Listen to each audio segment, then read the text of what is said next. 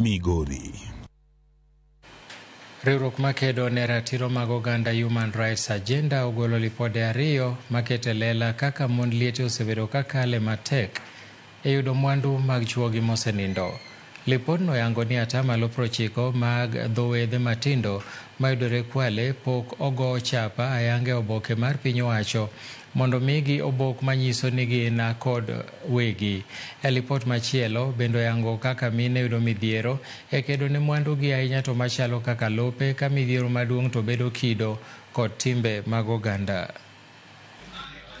Japo sisi kama nchi tumeendelea na tupo mbali, social exclusion imemanifest in two ways, kwamba wamama bado wako pale pale, wako katika sehemu ambao wanaishi katika hali ya unyanyapaa, bado kule nyuma, ambapo kuna haja kwamba tuweze kuwasukuma wamama pia wao waweze kuishi maisha kama binadamu wengine, waweze kumiliki ardhi kama binadamu wengine.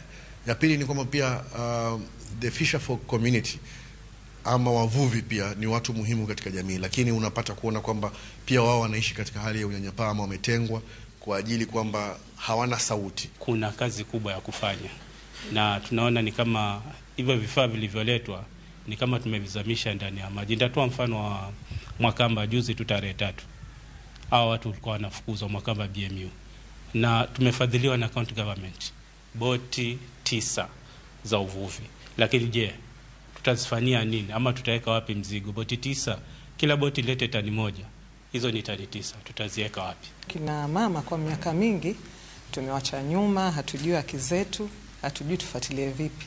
Lakini kufikia sasa kila mama naona ameelimika, anaweza kufuatilia, ajue atapata vipi shamba lake ama ardhi yake,